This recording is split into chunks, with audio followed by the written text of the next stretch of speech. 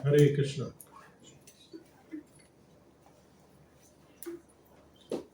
और आप सभी भक्तों का हार्दिक स्वागत है आज के रविवार के इस कार्यक्रम में।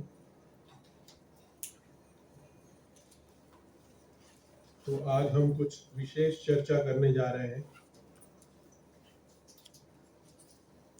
क्या है ये? भक्ति सदाचार।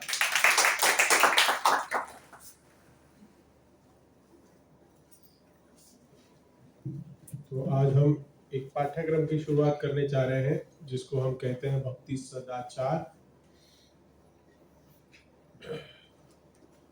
कुछ दिन पहले Radha Rasbihari council team congregation leaders की एक ऑनलाइन मीटिंग हुई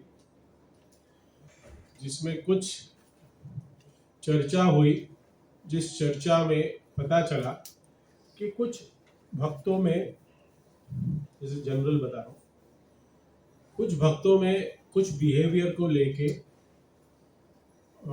अनुचित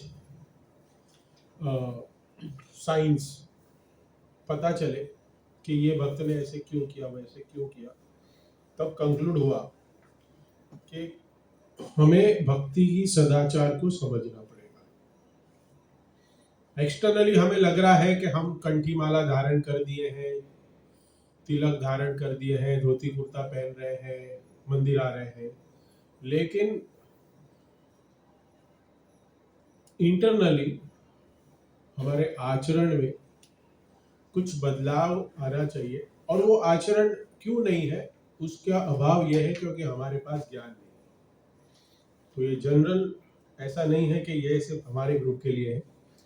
ये मीटिंग में बात हुई कि एटलीस्ट हर एक काउंसिलर अपने ग्रुप को इस भक्ति सदाचार के कुछ सेशन होंगे जो नियर अबाउट हम 15-20 सेशन में इसको समाप्त करने की कोशिश करेंगे।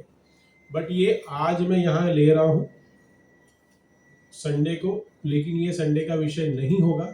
A part of this Sunday will have one more day जिसको ऑनलाइन हम करेंगे और सारे भक्तों को उसमें जोड़ना अनिवार्य होगा। डे और टाइम वो आप लोग मुझे बताओगे क्योंकि मैं तो फ्री रहता हूँ, आप लोग के समय के अनुसार है। तो आप जो समय आप लोग डिस्कस करके, माता जी प्रभु जी सब लोग डिस्कस करके मुझे बताएंगे कि मुझे हमें इस दिन को ये समय पे हमें ये भक्ति सदाचार क्लास चाहिए, उस दिन को मैं अवेलेबल ही रहूँगा। तो आप लोग का डिसीजन होगा कि आपको कभी करना है, लेकिन मैं यहाँ आज इंट्रोडक्शन बता दूंगा और इसमें क्या हम करेंगे और क्यों जरूरी है उसके ऊपर हम थोड़ा सा चर्चा करने जा रहे हैं। भक्ति सदाचार, नीचे बुक भी मिलती है। ये हमने पता है वैष्णव एटिकेट्स, तो यही भक्ति सदाचार होगा, करेक्ट। लेकिन ये कुछ अलग है।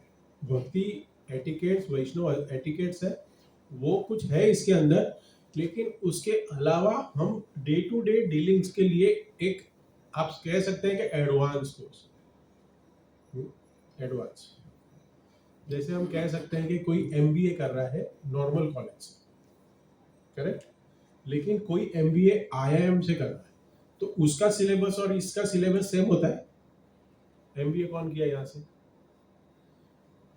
तो आपको क्या लगता है, आप लोग ने जो एमबीए किया और आईआईएम में से एमबीए हुआ है, उसका सिलेबस सेम होगा कि अलग होगा? होगा? नहीं होगा कि सेम ही होगा? अलग होगा। पैटर्न कुछ अलग होगा? क्या कह रहे हैं? सेम होगा? नहीं होगा। नहीं, मैं जानता नहीं हूँ, इसलिए मैं पूछ रहा हूँ, क्योंकि मैंने तो एमबीए किया, कुछ भी नहीं किया, मैं तो अनपढ़ हूँ। अलग होगा।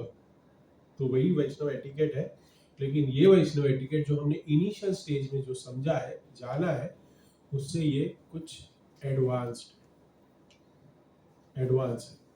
और इसकी हमें क्यों जरूरत है? क्योंकि बहुत भक्तों का ये प्रश्न होगा कि प्रभु जी के हम लोग बहुत दिन से, बहुत महीनों से, बहुत सालों से भक्ति कर रहे हैं, लेकिन भक्ति में आनंद का अनुभव नहीं हो रहा है। ऐसा हो रहा है? हमें लगता नहीं है कि हम एडवांस हो रहे हैं। हमें लग नहीं रहा है कि हमारे जीवन में जो परिवर्तन होना चाहिए वो हो रहा है, बट परेशानियां कम नहीं हो रही है, बढ़ते जा रही है। हम सुख का अनुभव नहीं कर पा रहे। तो हम जो उद्देश्य से मंदिर आए थे, उस मंदिर में आके वो हमें उद्देश्य प्राप्त नहीं हो रहा है, तो अब हम क्या करें? तो ऐसे बहुत सारे कुछ प्रश्न हो सकते हैं। तो ये वैष्णव एटिकेट में हम इसको कवर करेंगे प्रैक्टिकल एग्जाम्पल के साथ। तो इस पाठ्यक्रम में हम कौन सी किताबों को रेफर करेंगे, जिसमें सबसे पहला होगा श्रील प्रभुपाद लीलामृत, जो हम हर रोज प्रभुपाद लीलामृत पढ़ रहे हैं। और आप सभी भक्तों की उत्साह देख के हम फर्स्ट पार्ट कंप्लीट करने जा रहे हैं। आप लोग ने देखा होगा कि फर्स्ट पार्ट कंप्लीट होने वाला है। हाँ, इतनी बड़ी बुक थी ना? कितनी बड़ी थी? किस किस के पास है बुक? कितनी बड़ी है? इतनी। कभी सोचा था कि हम पढ़ पाएंगे? हाँ, कभी नहीं सोच सकते हम लोग कि हम इतनी बड़ी बुक हम पढ़ पाएंगे। और ये कितने महीने में पढ़ा? 83 कितने डेज हो गए? 83 डेज। Very good. क्या है, कोई लिख रहा है कि कौन से सेशन? अगर ये कोई लिख सकता है कि कौन से पेज से कौन से पेज तक हमने कौन से डे में पढ़ा, लिखा है, very good, very nice. Prabhupada जब अपना कार्य कर रहे थे, तो प्रभुपाद ने किसी को नहीं बताया था कि तुम लोग मेरे रिकॉर्ड करो लेक्चर्स, तुम लोग मेरे फोटो निकालो, तुम लोग मेरे कन्वर्सेशन को रिकॉर्ड करो। बट उस समय जो भक्त बने, उस भक्त का विजन से उन्होंने ये सेवा की, और उस सेवा से आज हम उसको बेनिफिट ले रहे हैं। प्रभुपाद के लेक्चर सुन पा रहे हैं, प्रभुपाद के फोटोज देख पा रहे हैं, प्रभुपाद के कन्वर्सेशन लिख पा रहे हैं, जो पूरा ट्रांसक्रिप्शन है हमारे पास, जो वेदाबेस में। तो हम ये लाभ उठा पा रहे। तो वैसे ही हम भी कुछ अलग से करें, हम लोग अलग कुछ सोचे। तो प्रभुपाद लीलामृत में ये जो हम ध्यान से सुने कि ये जो प्रभुपाद का और भक्तों के साथ का जो इंटरेक्शन है, और उसमें प्रभुपाद ने भक्तों को करेक्ट किया है, प्रभुपाद ने भक्तों को इंस्ट्रक्शन दिए। उस इंस्ट्रक्शन से प्रभुपाद के कुछ भक्तों ने उसको कैसे ग्रहण किया और कुछ भक्तों ने कैसे ग्रहण किया, उसका पूरा कन्वर्सेशन है कि कोई भक्त पॉजिटिव ले रहा है, कोई नेगेटिवली ले रहा है। देखिए, हम सब लोग ये जो बात कर रहे हैं ना, भक्ति सदाचार, वो नियोफाइट डिवोटी के लिए नहीं है। जो 16 माला नहीं कर रहा है, जो भक्ति के 4 नियमों को पालन नहीं कर रहा है, लेकिन मैं आप लोग को अभी क्यों ये करना चाहता हूं, क्योंकि एक शुद्धता स्तर पे हम पहुंच गए। क्योंकि हम तिलक लगा के घूम रहे हैं, कंठी माला पहन चुके हैं, धोती कुर्ता पहन रहे हैं, और प्रभुपाद की किताबें भी पढ़ रहे हैं, मंदिर भी आ रहे हैं। तो एक शुद्धता के स्तर पे हम आ गए। तो उस शुद्धता के स्तर पे आए हैं, तो और शुद्ध बनना है, उसके लिए ये भक्ति सदाचार हम ले रहे हैं इस कोर्स को। और इसमें सबसे पहले, जैसे मैंने कहा, कि प्रभुपाद लीलामृत के कुछ हम भाग को इंक्लूड करेंगे इसमें। बाद में भगवत गीता का सार होगा उसमें। भगवत गीता का सार जो हम जानते हैं कि मैं कौन हूं, मैं शरीर नहीं हूं, मैं एक आत्मा हूं, और मेरा संबंध किसके साथ है? भगवान श्री कृष्ण के साथ है, परमात्मा के साथ है, और मैं भगवान का एक अंश हूं। उसके बाद नवविधा भक्ति का अवलोकन, 9 प्रकार की भक्तिमयी सेवा, उसके ऊपर हम चर्चा करेंगे। श्रवणम कीर्तनम विष्णु स्मरणम पाद सेवनम अर्चनम दास्यम साख्यम आत्म निवेदनम। हम ये 9 विधा भक्ति के विषय में चर्चा करेंगे। वैष्णव शिष्टाचार, ये भी एक सेशन में ये भी हम लेंगे। वैष्णव शिष्टाचार क्या होगा? वैष्णव आचार्यों का जीवन। तो हम आज भी एक वैष्णव आचार्य के जीवन के ऊपर हम चर्चा करेंगे। जो इंट्रोडक्शन में, ये बुक में जो पार्ट 1 है, वहीं से शुरू होता है कि वैष्णव के आचार्य, वैष्णव आचरण से हमें सीखना है हमारे जीवन में। और वैष्णव त्योहारों का अवलोकन, ये जो त्योहार आते हैं, वैष्णव के त्योहार, उस त्योहार का हमें कैसे हमें हमारे जीवन में उसको अपनाना चाहिए, ये त्योहार क्या है, इसके विषय में भी हम सुनेंगे। हमारी दैनिक प्रार्थनाएं, उनका अर्थ या उपदेश। दैनिक प्रार्थनाएं हमारी मतलब जो हम मंगल आरती गा रहे हैं, हम जो तुलसी आरती गा रहे हैं, जो हम गुरु पूजा गा रहे हैं, हम शिष्टाष्टकम पढ़ रहे हैं, हम नामोपराध पढ़ रहे हैं, हम संध्या आरती कर रहे हैं, ये जो हमारे दैनिक हमारी प्रार्थना है, इस प्रार्थना, ये तो हम स्टैंडर्ड प्रभुपाद ने की है, लेकिन हम कुछ प्रार्थना है, जैसे मैंने पहले भी कहा था कि हम भगवान की कुछ प्रार्थनाएं भी अलग से करें, उसके ऊपर भी हम इस सेशन में चर्चा करेंगे। तो आत्मा का विज्ञान की भी हम चर्चा करेंगे कि आत्मा क्या है, उसका भगवान के साथ संबंध क्या है। भक्तिमय जो सेवा है, उसका जो मेन हम कह सकते हैं कि उसका बेनिफिट क्या है भक्तिमय सेवा का। इसके बाद एक और आएगा, करताल और मृदुंग कैसे बजाना चाहिए, जो मैं नहीं लूंगा, वो आप लोग को ही सीखना पड़ेगा, आप लोग को ही करना पड़ेगा। लेकिन वो भी एक है कि मृदुंग कैसे बजाना चाहिए और करताल कैसे बजाना चाहिए, वो भी सीखना चाहिए हर एक भक्त को। जैसे मैंने पहले भी कहा था, हारमोनियम, करताल और मृदुंग, जो भी भक्त है उनको ये तीन में से एक तो आना ही चाहिए। तो माता जी कहेंगे हम क्या करते, तो माता जी के पास दो ऑप्शन है। क्या ऑप्शन है दो आपके पास? करताल और हारमोनियम। और प्रभु जी के पास कौन से ऑप्शन है?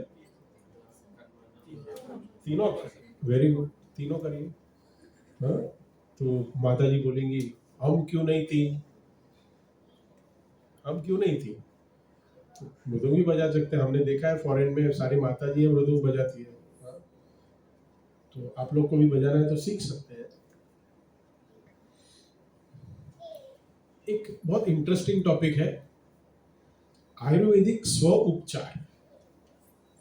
हम थोड़ा डॉक्टर भी करेंगे, इनको बोलेंगे सेशन लेने के लिए, डॉक्टर माता जी को। हाँ, ये क्यों टॉपिक इंक्लूड किया हुआ है? कोई बताएगा ये क्यों इंक्लूड किया हुआ है? हाँ, क्योंकि हमारे पास बहुत रीजन होते हैं। रोहित, आज हम देखेंगे कि बीमारी क्या होती है। आज हम एक उदाहरण लेंगे कि बीमारी इसको कहते हैं। हमें जो बीमारी आती है ना, उसको बीमार नहीं है, वो बीमारी नहीं होती। तो आयुर्वेदिक उपचार मतलब कि हम कुछ अपनी जीवन शैली को ऐसे बनाएं कि जिससे हम भक्ति सरलता से कर पाए। जैसे हम सबसे बड़ा प्रॉब्लम हमारा है कि प्रभु जी रात को सोने में ही 12 बज जाता है। ऐसा होता है, सोने में ही 12 बज जाता है। तो जब सोने में अगर हम लोग 12 बजा देंगे तो ब्रह्म मुहूर्त तो नींद में ही, सपने में ही आएगा। सपने में ही आएगा ब्रह्म मुहूर्त। तो ब्रह्म मुहूर्त कभी हम जाग के देख ही नहीं पाएंगे। तो ये लाइफस्टाइल को कैसे बनाना पड़ेगा हमें, वो थोड़ा हम आयुर्वेदिक से हम समझने की कोशिश करेंगे। उसमें भी एक 8th पार्ट है ये कि हमें भक्त बन गए सब कुछ है, लेकिन हमें अपने आप को बदलाव हमारी लाइफ में लाना पड़ेगा। उसके बाद स्वतंत्रता के नियामक सिद्धांत। हम स्वतंत्र हैं प्रभु जी, हमें इंडिपेंडेंस है, भगवान इंडिपेंडेंस है। भगवान ने हमको इंडिपेंडेंटली यहाँ पे भेजा कि आप एंजॉय करो, आप हमें क्यों बांध रहे हैं, आप हमको क्यों नियम में रख रहे हैं? तो ये स्वतंत्रता हमारे दी है, उस स्वतंत्रता को कैसे हम उपयोग करें, इस स्वतंत्रता का कैसे दुरुपयोग ना करें, उसके विषय में भी हम थोड़ा चर्चा करेंगे। कलयुग का धर्म जो है हरिनाम, उसके ऊपर हम थोड़ी विश्लेषण से चर्चा करेंगे कि ये युग धर्म जो है हरिनाम, वो कितना महत्व है। और बाद में आएगा वर्णाश्रम के सिद्धांत, ब्रह्मचार्य, गृहस्थ, वानप्रस्थ, सन्यासी, ब्राह्मण, क्षत्रिय, वैश्य और शूद्र। ये जो 8 वर्णाश्रम धर्म है, उसके एक दूसरे के साथ जो कड़ी जुड़ी हुई है, और इससे हमें क्या भक्ति में प्रेरणा मिलती है और भक्ति के लिए कितना इम्पोर्टेंट है उसके ऊपर हम ये चर्चा करने जा रहे हैं। तो ये मैंने आपको ऊपर ऊपर बता दिया। This book is include everything, यही बुक है ये। आपको ये बुक खरीदनी है तो नीचे जाके ले सकते हैं, नीचे मिलती है, मैंने कल ली थी ये बुक। ऐसे ऑनलाइन भी अवेलेबल है ये। लेकिन जो हमारे पास एक पीडीएफ आप लोग के पास होगी वैष्णव एटिकेट्स, करेक्ट, वो वैष्णव एटिकेट्स और ये अलग। तो जो हमने बहुत स्टार्ट में 2-3 साल पहले जो भक्त होंगे उनको याद है वैष्णव एटिकेट लिया था, कुछ याद है? याद है? वो अलग है, ये अलग है। लेकिन उसमें जो है वो इसमें है, लेकिन इसमें जो है उसमें नहीं। जैसे 100 रुपए की नोट में 50 रुपए है, करेक्ट, लेकिन 50 रुपए की नोट में 100 रुपया नहीं। तो श्री राधा रासबिहारी, ललिता विशाखा, श्री सीताराम लक्ष्मण हनुमान और गौर निताई से प्रार्थना करते हैं कि आप लोगों को करना ही है वैष्णव सदाचार, करना है कि नहीं करना है? नहीं तो हम बहुत कुछ डिस्कस करने के लिए, लेकिन ये एज ए क्लास नहीं होंगे, ये कोर्स होगा। तो इसमें सबकी अटेंडेंस बहुत जरूरी है, क्योंकि इसके एक अलग से क्लास होगी। ये आपके जो रूटीन, आप लोग जो संडे आते हो, बाद में रोज शाम को जो आप लोग प्रभुपाद लीलामृत पढ़ते हो, उसके बाद जो हर रोज सुबह मॉर्निंग सेशन करते हो, बाद में थर्सडे को जो लेक्चर होते हैं, ये सब को छोड़ के ये एडिशनल आने जा रहा है, आने वाला है। एग्री है? आपके पास कोई ऑप्शन नहीं एग्री करना ही, करेक्ट। स्कूल में आप जाते हैं तो यूनिफॉर्म ये पसंद नहीं है प्रभु, जैसे अभी धनंजय के साथ वो है, उसको जो कॉलेज में जा रहा है तो उसको एक यूनिफॉर्म मिला, उसको पसंद नहीं है, लेकिन पढ़ना तो मैंडेटरी है। पहले तो प्रॉब्लम ये है कि भाई कॉलेज में आ गया पप्पा, फिर भी क्यों यूनिफॉर्म? तो भाई तेरा नसीब खराब, तूने जूनियर कॉलेज में लिया है जो 12th तक है, तो उसको यूनिफॉर्म पहनना पड़े, लेकिन मैंडेटरी है, ये हैज टू वेयर इट। वैसे अगर हमें भक्ति में प्रगति करनी है, प्रभुपाद के साथ जुड़े रहना है, so we don't have any options, we have only क्या, to follow the instruction of guru and sadhu. जैसे हमारे पास कोई ऑप्शन नहीं, शायद अभी ऑप्शन आ गया ना, पीटी के यूनिफॉर्म अलग होते हैं और ये, हाँ, लेकिन वो एक ही दिन पहन सकते हैं पीटी यूनिफॉर्म, करेक्ट। तो वैसे ही एक दिन हो जाता है, लेकिन कहने का अभिप्राय यह है कि हम सभी सीनियर भक्तों से, खास करके जो दीक्षित होना चाहते हैं, जो दीक्षित होना चाहते हैं, जो दीक्षा ग्रहण करना चाहते हैं, उनके लिए ये बहुत समझना जरूरी है। शायद आपको ऐसा लगे कि प्रभु जी ये कुछ प्रैक्टिकल नहीं समझ आ रहा है, ये कुछ ठीक नहीं है, कि हमें,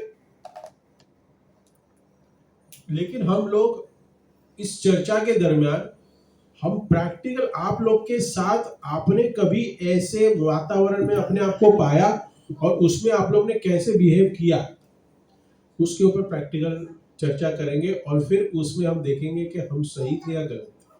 बहुत बार ऐसे हमारे जीवन में, हमारे मंदिर में आके हमने ऐसे व्यवहार देखे कि प्रभु जी हमने वो तो व्यवहार कर दिया, लेकिन उसमें हमें कोई गलत नहीं लगा, लेकिन वो गलत था जिसके वजह से आज हमारे भक्ति में प्रगति नहीं हो पाई,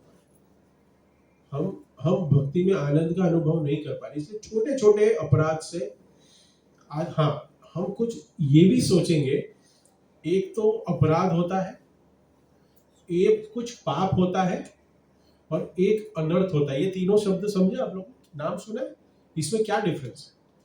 अपराध, अनर्थ और पाप, उसके ऊपर भी डिफरेंस हम इसमें, इस पाठ्यक्रम में हम समझेंगे कि तीनों में क्या अलग अलग है।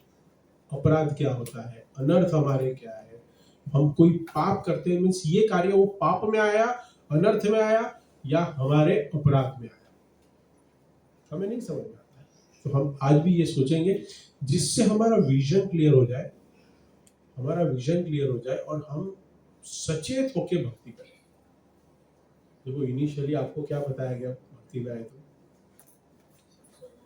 चैंट एंड बी हैप्पी, और मैंने कहा था कि बीच में क्या है, हाँ, बीच में क्या है, चैंट बी हैप्पी, और उसके बीच में क्या है, struggle. We have to struggle for becoming happy. क्योंकि हम चैंटिंग जो है वो शुद्ध हरिनाम नहीं ले रहे, हम शुद्ध स्तर पे नहीं है। जो व्यक्ति शुद्ध स्तर पे होता है ना, शुद्ध नाम लेता है, वो अपराध रहित होता है। लेकिन हम सब यहाँ पे कौन है? नव सिखिया है। आप भी सीख रहे हैं, मैं भी सीख रहा हूँ, सब लोग सीख रहे हैं, तो हम सब सीख रहे हैं। तो हम जाने अनजाने में अपराध कर रहे हैं, लेकिन हमें उस स्थिति पे पहुंचने के लिए, निरपराध स्थिति पे पहुंचने के लिए, शुद्ध स्थिति पे पहुंचने के लिए हमें अभी से प्रैक्टिस करनी पड़ेगी। और प्रैक्टिस करने के समय हम कुछ गलती ना करें, इसके लिए ये भक्ति सदाचार, ये सदाचार पाठ्यक्रम कोर्स बनाया गया।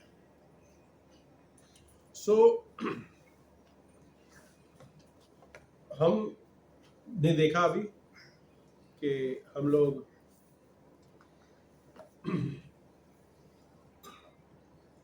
क्या क्या टॉपिक कवर करेंगे। मैंने अभी आपको विश्लेषण इन शॉर्ट बताया, जो हम हर एक सेशन को लेना शुरू करेंगे।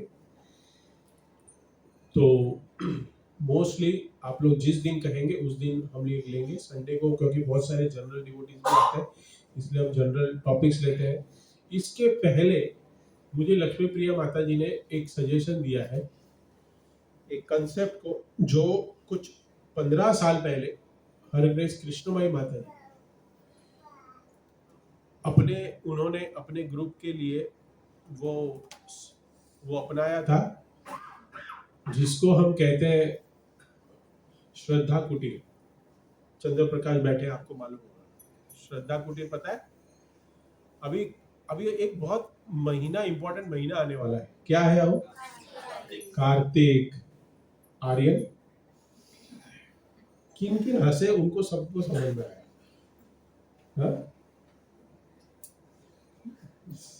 समझ में आ गया मुझे। आप लोग बोले प्रभु जी आपको भी तो समझ में आ गया। कार्तिक महीना आने जा रहा है, तो हमारा ऐसा सजेशन है कि कार्तिक महीने में हम क्या करते हैं? दीपदान। एक श्रद्धा कुटीर, श्रद्धा कुटीर मतलब जिस घर में भगवान का हरिनाम हो रहा है, प्रसाद भोग के रूप में खाया जा रहा है, पाया जा रहा है, घर में एटलीस्ट एक भक्त 16 माला जप कर रहा है और ठाकुर जी की सेवा हो रही है, जैसे भी है, ऐसे स्टैंडर्ड नहीं, लेकिन सेवा हो रही है, उस घर के दरवाजे पे हम श्रद्धा कुटीर का स्टिकर लगाएंगे। उस घर पे हम दामोदर मास में घर पे कीर्तन करेंगे, कथा करेंगे, और उस घर पे हम एक स्टिकर बनवाएंगे। उस स्टिकर आपके घर पे चिपकाया जाएगा, जिसमें श्री राधा रासबिहारी का फोटो होगा, और उसको एक ऑथोराइज भगवान का एक मंदिर, राधा रासबिहारी का एक्सटेंशन मंदिर बना के हम उस घर को श्रद्धा कुटीर का नाम देंगे। तो किन किन भक्त को अपने घर को श्रद्धा कुटीर बनाने की इच्छा है?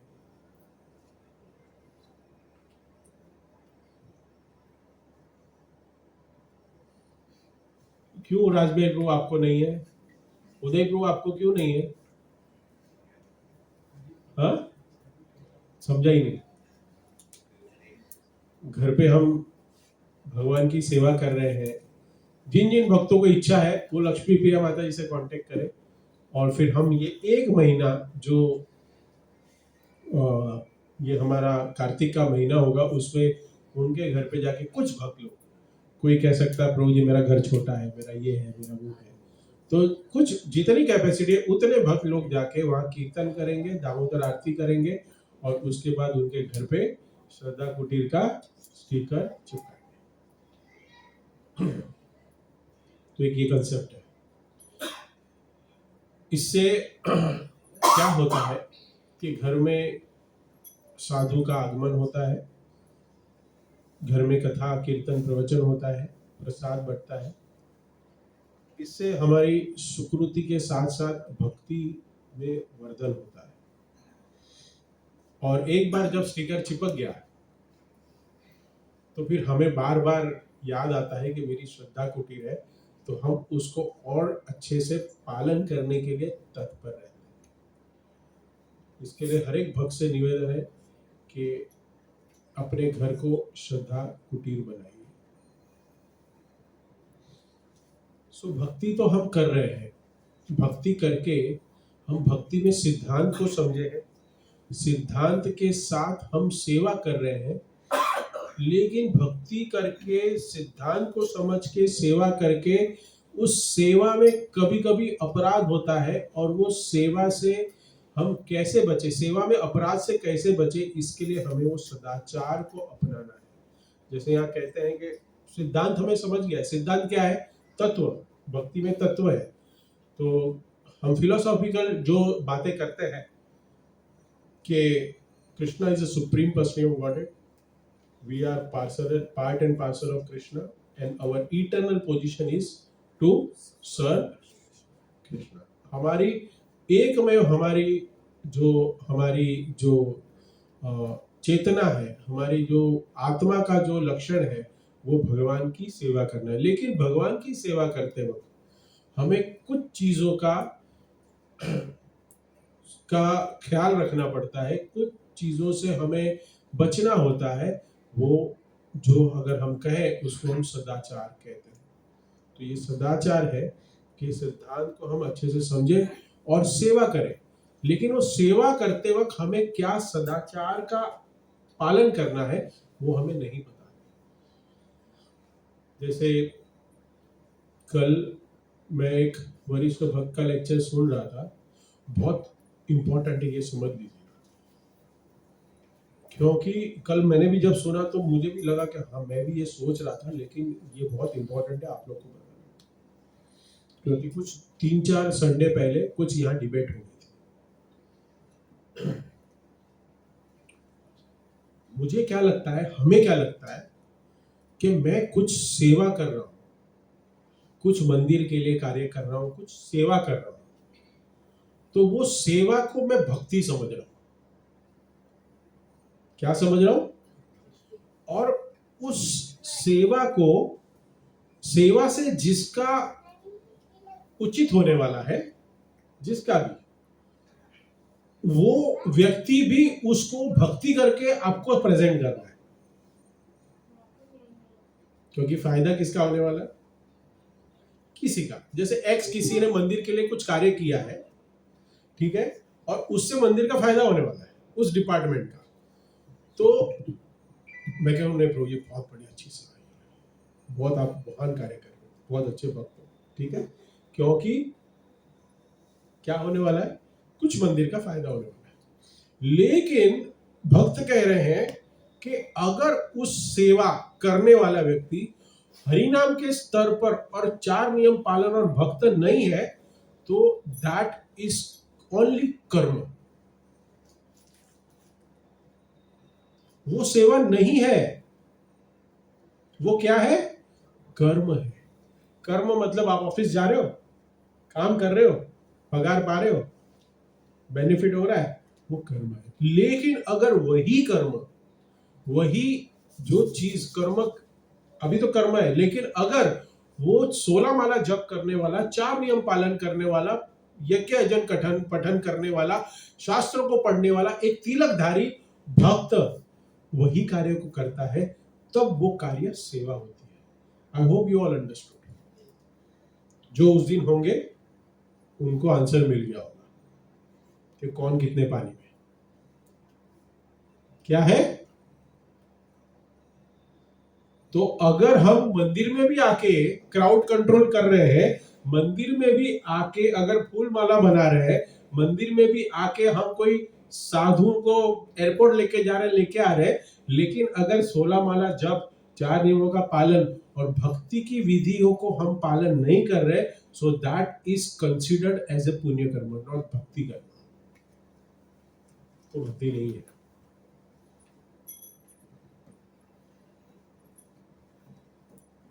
वो भक्ति नहीं है। लेकिन अब तक हमें क्या बताया गया? क्या बताया गया? मुझे दान कर दो थोड़ा, अरे अगर वो अच्छा सा दान कर दिया, अरे आप तो कितने महान भक्त हो, ऐसा किसी ने बता दिया। लेकिन वो दान अगर भक्ति के साथ नहीं किया गया है, तो वो दान से आपको सिर्फ क्या प्राप्त होगा? पुण्य प्राप्त होगा, भक्ति प्राप्त नहीं होगी। भक्ति प्राप्त नहीं होगी। We are lacking in this. बहुत जरूरी है इस विज्ञान को समझना। तो हम सेवा कर रहे हैं, हमें पता चल गया भगवान श्री कृष्ण की सेवा करना है, सेवा भी कर रहे हैं, लेकिन सेवा में शिष्टाचार नहीं है, सदाचार नहीं है, तो सेवा का हमें अपराध भी लगता है। क्या लगता है? अपराध। तो हमें बहुत सचेत होके सेवाएं करनी है, और वो सचेत तब होंगे ना जब हमें पता चलेगा, हमें पता रहेगा कि नहीं, ये जो कर रहे हैं वो मैं गलत कर रहा हूं। हमें तो पता है कि नहीं, ये ऐसे ही होता है, और हम उस सेवा को कंटिन्यू वैसे ही उसी तरीके से हम करते हैं। सदाचार को कहा गया है कि सत्पुरुषों, जो महान आचार्य है, उनके आचार्यों के पद चिन्हों, उन्होंने जैसा आचरण किया है उस आचरण को हम भी अपनाएं, उसको सदाचार कहते हैं। क्योंकि जो वरिष्ठ भक्त है, जो आचार्य हमारे, उन्होंने अपने आचरण में सत चीजों का अनुग्रहण किया है, और अगर उनकी जीवनी से अगर हम सीखेंगे, उनके डीलिंग से हम सीखेंगे कि कैसे उन्होंने एक एक एक एक सब्जेक्ट को, अगर हम कहें कि एक इंटरेक्शन को कैसे हैंडल किया, और उसमें कैसे उन्होंने कुछ निर्णय दिए, अगर हम इसको सुनेंगे, तब जाके अगर कभी भी हमारे पास ऐसी सिचुएशन आए तो हम उसमें उसका अनुकरण कर सकेंगे। लेकिन फिर उस टाइम पे हमें याद रहना चाहिए ये चीज, कुछ पढ़ा था, तो ये कैसे होगा कि हमें उसका ज्ञात होगा? वो ज्ञात तब होगा जब हम भक्ति के पथ पे निरंतर प्रयास करते रहेंगे, और ये जब प्रयास करते रहेंगे तो शुद्धता के स्तर पे जाएंगे, और जब हमारी शुद्धता हमारे पास आएगी, हम उसको ग्रहण करेंगे, तब ये आचरण में हमारा ऑटोमेटिक बदलाव आएगा। At that time we don't have to remember. ये स्वयं प्रकट हो जाएगा हमारा सत आचरण, सदाचार। हम देखते हैं हमने सिद्धांत को समझा है। हमारा लिटरली ये हर रोज का, हर संडे का या हर फेस्टिवल का हमारा ये प्रॉब्लम है कि हमारे साथ कोई ना कोई डिवोटी के साथ प्रॉब्लम हो जाता है सेवा में, खास करके सेवा जब करते हैं। करेक्ट? मैं 2 दिन पहले एक भक्त से मिला था, उनके साथ कुछ प्रॉब्लम हो गया। एक मंदिर में उनकी सेवा के लेके प्रॉब्लम हो गया। तो जब चर्चा कर रहे थे, और फिर मैंने हमारे प्रॉब्लम बताया कि प्रभु जी ये तो होते रहता है, उन्होंने मंदिर जाना छोड़ दिया। लास्ट 2 महीने से मंदिर जाना छोड़ दिया। और जब मैंने उनके प्रॉब्लम के सामने हमारी प्रॉब्लम रखी, तो बोले प्रभु जी आप कैसे, फिर हम तो ऐसे हो तो हम तो मंदिर क्या भक्ति भी छोड़ते। लेकिन ये क्यों होता है? क्योंकि हमने अपने आप को मंदिर से अलग समझ के रखा है। सुन लीजिएगा आज कैसे घर में झगड़ा हो गया। किसके साथ होता है खास झगड़ा? सिबलिंग्स। करेक्ट? जिसकी शादी नहीं हुई झगड़ा करेगा कैसे? बीवी, हस्बैंड आए नहीं तेरा, तो तू तो उसके साथ झगड़ा करेगी, आने दे, उसके बाद करेगी दूसरे झगड़ा। तो जी किसके साथ होता है? स्पाउस। करेक्ट? झगड़ा होता है, फिर ऐसा होता है आज मैं घर पे ही नहीं आऊंगा, जा, ऐसा हुआ, आज मैं घर पे नहीं आता। हुआ? लेकिन हो गया, बोल के गया आज मैं आऊंगा ही नहीं, तेरे को झोंक रहा, मेरे को बहुत बहुत परेशान हो गया हूँ। मालूम पड़ा रात को वापस आ गया। हुआ ऐसा? बोला, झगड़ा हो गया किसी के साथ भी, लेकिन फिर भी हम रात को घर पे जाते ही। होता है ऐसा?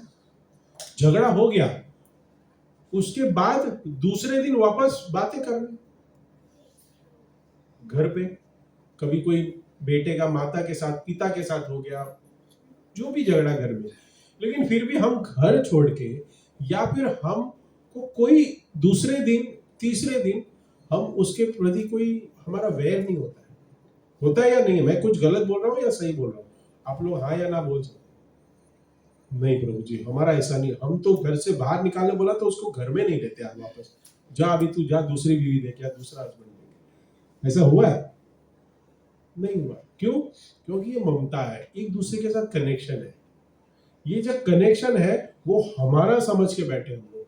लेकिन जब तक प्रभुपाद की संस्था इस्कॉन को अगर हम हमारा घर का हिस्सा नहीं समझेंगे, इसको अगर हम हमारा घर नहीं समझेंगे, तब तक ये छोटी छोटी जो अनबन है ना, उसको हम लेके सोचते हैं, भूलेंगे नहीं। तो हमारा प्रॉब्लम क्या है? ये प्रभुपाद की संस्था समझ के बैठे, ये हमारा घर नहीं समझ रहे। जब हम समझेंगे कि ये मंदिर, ये मेरा मंदिर है, प्रभुपाद का इस्कॉन ये मेरा है, मैं उसका एक सदस्य हूं। अगर हम ऐसा समझेंगे तब ये भाव हमारा नहीं होगा। फिर जब छोटे छोटे बनाव बनेंगे ना, तो भी हम मंदिर आने से हिचकिचाएंगे, क्योंकि हमने अपना समझा ही नहीं है इसको। तो हमें उस ममता का भाव को, जो घर पे ममता है, उस भाव को हमें राधा राजबेरी के साथ, प्रभुपाद के साथ और वैष्णव भक्तों के साथ बनाना पड़ेगा। फिर कोई कह सकता है कि प्रभु जी मेरा तो गलती नहीं है, लेकिन वही वैष्णव ऐसा है तो उसके वजह से प्रॉब्लम हो रहा है। हो सकता है, क्योंकि सब लोग नवसिखिया है, यहाँ पे सब लोग सीख रहे हैं। लेकिन फिर भी सदाचार इस विषय में क्या कहता है वो हम सुनेंगे। सदाचार क्या कहता है, वैष्णव सदाचार। रामचंद्र जी जब आए तब दशरथ महाराज ने कहा कि भाई तुमको वनवास जाना है। नहीं, दशरथ महाराज ने भी नहीं कहा। किसने कहा?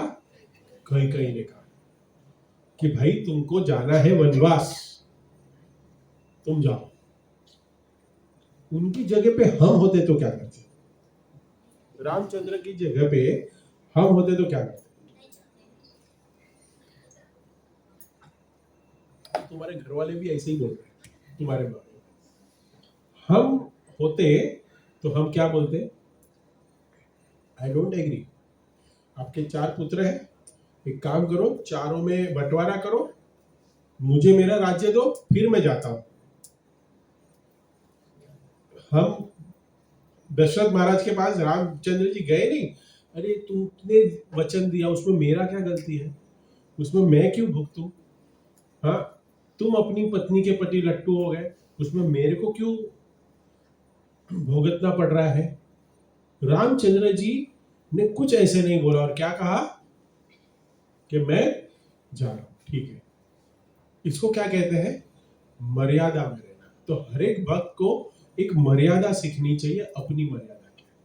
भगवान रामचंद्र जी वहां मर्यादा में रहे, नहीं कि ऐसे बगावत कर रहे हैं कि मुझे नहीं, मैं नहीं जाऊंगा, मैं नहीं जा सकता, मुझे अपना हिस्सा दो और फिर मैं चले जाऊंगा। नहीं, रामचंद्र जी विनम्र होके जो उनके भाग्य में हुआ वो लेके एक्सेप्ट करके निकल रहे। और वो कौन निकल रहे? भगवान रामचंद्र। हम मंदिर आते हैं, हमें सिद्धांत पता है कि कुछ भक्त के साथ हमें कभी कभी कुछ तकलीफ हो जाती है, करेक्ट? तो ये मेरे वजह से, उसके वजह से, उसने ऐसे किया। लेकिन सिद्धांत हमें क्या पता है भगवत गीता का? कि जो भी मेरे नसीब में कर्म, मेरे जो कर्म लिखे हुए हैं, मुझे भुगतने तो पड़ेंगे। उस भुगतने के लिए भगवान ने उसको निमित्त मात्र बनाया। ये पता है भगवत गीता का तत्व कि मेरे जीवन में जो भी कुछ कर्म हो रहे हैं, मेरे साथ जो भी हो रहा है, उसको मेरे कर्म है, मेरे जो मुझे भुगतने, उस कर्म को भुगतने के लिए भगवान ने उसको निमित्त मात्र बनाया। तो इसमें प्रॉब्लम, इसमें गलती उसकी नहीं है, मेरे कर्म की है। करेक्ट? ऐसा हम कभी नहीं सोचते। पता तो है, पता है हमें कि भूल जाते हैं। जब झगड़ा होता है या जब कभी कुछ ऐसी डीलिंग होती है, तब उस तत्व को हम भूल जाते हैं कि नहीं, उसने ऐसे किया। लेकिन एक जो सदाचारी व्यक्ति होता है, रामचंद्र जी कहते हैं कि मेरा विधाता का ये लेख है, मेरा जिसको मुझे भुगतना है, उसके लिए ये कई कई कौन है, एक एक मोहरा है, उसके माध्यम से मुझे दुख मिल रहा है। तो दुख मेरा है, उसके वजह से नहीं मिल रहा है। जब ये हम हर एक डीलिंग्स में इसको समझेंगे ना, ये तभी समझेंगे जब हम शुद्धता की स्तर पे आएंगे। और इस शुद्धता की स्तर पे आचार्यगण होते हैं, आचार्य गुरु इस शुद्धता के स्तर पे होते हैं, क्योंकि उनको कभी भी कोई डिफरेंशिएशन नहीं दिखता है। हम जैसे नव सखियां जो जो जो अभी भी मध्यम अधिकारी कनिष्ठ अधिकारी में घूम रहे हैं, भक्ति करने की कोशिश कर रहे हैं, अभी भी 16 माला के साथ स्ट्रगल कर रहे हैं ना। जो 16 माला करना चाहता है उसको लग रहा है स्ट्रगल है, जो नहीं कर रहा है उसको तो कोई फर्क ही नहीं पड़ता, कोई फर्क नहीं पड़ता। लेकिन ये एक आचार्य ही समझ सकता है, भगवान ने सिखाया। तो ये सदाचार रामचंद्र जी ने हमें सिखाया। और प्रभुपाद एक तात्पर्य में लिखते हैं 3rd कैंटो के, जो ये बुक में भी दिया गया है, कि अगर हम सदाचार का पालन नहीं करते, कोई भी डीलिंग्स में अगर हमारा सदाचार नहीं है, उसमें हमने कोई दुर्व्यवहार किसके साथ किया है, तो हमें बहुत बड़ा नुकसान भुगतना पड़ता है। दुशासन ने एक बहुत ही घिनौना काम किया। क्या किया उसने? अपनी भाभी के केश को पकड़ा और उसको भरी सभा में खींच के लेके आया। इसके वजह से क्या हुआ? भरी सभा में भगवान कहते हैं कि भरी सभा में जितने भी बैठे थे उन सब की आयु कम हो गई। जो दुराचार करते हैं और देखते हैं तो उनकी सबकी आयु कम हो गई। और कहते हैं प्रभुपाद के जो सदाचार का पालन नहीं करता है, दुराचार का पालन करता है, उसकी आयु कम होती है, उसका ऐश्वर्य कम होता है, उसका यश कम होता है, और सबसे इंपॉर्टेंट उसकी भक्ति क्षीण होने लगती है। जो सदाचार का पालन नहीं करता है, जो भी जितने भी अगर हम अभी तक कुछ भक्ति को समेट पाए हैं, जो भक्ति को हम अर्जन कर पाए हैं, अगर हम सदाचार का पालन नहीं करते तो हमारी आयु, हमारा ऐश्वर्य, हमारा यश और हमारी भक्ति इसकी कम हो जाती है, क्षीण होती है। तो इसी के लिए भी हमें सदाचार का पालन करना चाहिए, सीखना चाहिए रामचंद्र जी से कि उन्होंने कैसे हर मोड़ पे, हर एक जीवन के अपने चरित्र में, अपने अभ्यास में उन्होंने कैसे आचरण किया जाए, कैसे आचरण होना चाहिए हमारा, जो आचरण दुराचरण न करके उसको एक हम सदाचार, सद आचरण को हम स्थापित करें। तो यही एक वैष्णव भक्त का, एक वैष्णव का अपना एक लक्ष्य होना चाहिए जीवन का, कि वो अपने से आचरण से दूसरों को सिखाए। तो अगर हम सदाचार नहीं अपनाएंगे ना, तो हम भक्ति में प्रगति नहीं कर पाएंगे। बहुत इंपॉर्टेंट है इसके लिए। हम जैसे यहाँ पे आते हैं, इस इंस्टीट्यूट, इस इस्कॉन में आते हैं, तो हमने देखा गया है कि जैसे कोई स्टूडेंट भी अगर कॉलेज में जाता है या कोई स्कूल में जाता है, तो वो हमेशा टीचर से सीखता है, अपने सीनियर से सीखता है। जब कोई स्टूडेंट से इंटरव्यू के लिए भी जाता है, तो इंटरव्यू देने वाले जो देता है तो वो सीखता है, सीनियर्स को पूछता है, क्या क्वेश्चन पूछेंगे, कैसे इसका आंसर होगा, क्या होगा, वो सीखना चाहता है। तो हमें भी जो उच्च श्रेणी के भक्त हैं उनके साथ संग लेके उनके आचरण से सीखना पड़ेगा। कभी कभी ऐसा लगे कि उनका आचरण सही नहीं है, करेक्ट, उसके विषय में भी आप मुझे प्रश्न पूछ ले, क्योंकि इसके विषय में बहुत सारे प्रश्न हो सकते हैं। लेकिन फिर भी उसमें क्या आचरण सदाचार होना चाहिए, उस दोनों भक्त के बीच में, उसमें भी एक विज्ञान है। तो आज का जो हम सेशन है उसमें एक चैतन्य चरितामृत का श्लोक दिया गया है, जिसमें ये बुक में अगर आप लोग देखोगे पार्ट 1 है, तो चैतन्य चरितामृत का एक श्लोक दिया गया है जिसमें सनातन गोस्वामी और चैतन्य महाप्रभु के बीच का एक संवाद है, जिससे हम सनातन गोस्वामी के चरित्र से क्या सदाचार हो सकता है एक भक्त के जीवन में, वो सीखने की कोशिश करेंगे। तो श्लोक ये है, brief introduction of the importance of Sadachar. Lord Chaitanya instructed Sri Sanatan Goswami about the behavior of the Vaishnava. वैष्णव है हम लोग, है क्या नहीं है? है, वैष्णव है ना, भगवान के भक्त हैं। वैष्णव नहीं हो आप लोग, इधर क्या करो, जाके मूवी देखो, चंदन तो बंद हो गया, पीवीआर है बाजू में ही है। वैष्णव है हम लोग, बनने की कोशिश कर रहे हैं। तो ये बहुत सुंदर श्लोक है जो चैतन्य महाप्रभु सनातन गोस्वामी के लिए कहते हैं। यद्यपि हो तुम यहो जगत पावन, तोम स्पर्श पवित्र है देव मुनिगण, तथापि भक्त स्वभाव मर्यादा रक्षण, मर्यादा पालन है साधुर भूषण। तो कहते हैं यद्यपि तुम्ही अहो जगत पावन, अरे सनातन, तुम तो जगत को पालन करने वाले हो, जगत को पवित्र करने वाले हो। हाँ, कौन हो तुम? जगत को पवित्र करने वाले हो। तोम स्पर्शे पवित्र है देव मुनिगण। अगर तुम सनातन, तुम्हारा अगर किसी ने स्पर्श भी कर लिया, हम साधुओं के, हम देखा गया, हमें इंडियन ट्रेडिशन में देखा है कि कोई महान साधु आता है, संत आते हैं, तो उनके चरण स्पर्श हम करते हैं, करेक्ट, चरण स्पर्श करते हैं। तो स्पर्श करने से हमें क्या होता है? उनका संग का लाभ प्राप्त होता है। चरण क्यों स्पर्श करते हैं हम लोग? मैंने अभी बताया, इससे और क्या, चरण ही क्यों, हाथ क्यों? हाथ क्यों? ऑफिस में तो हाथ मिलाते हैं ना हम लोग, हाँ? अगर ऑफिस में चरण हाथ स्पर्श किए तो,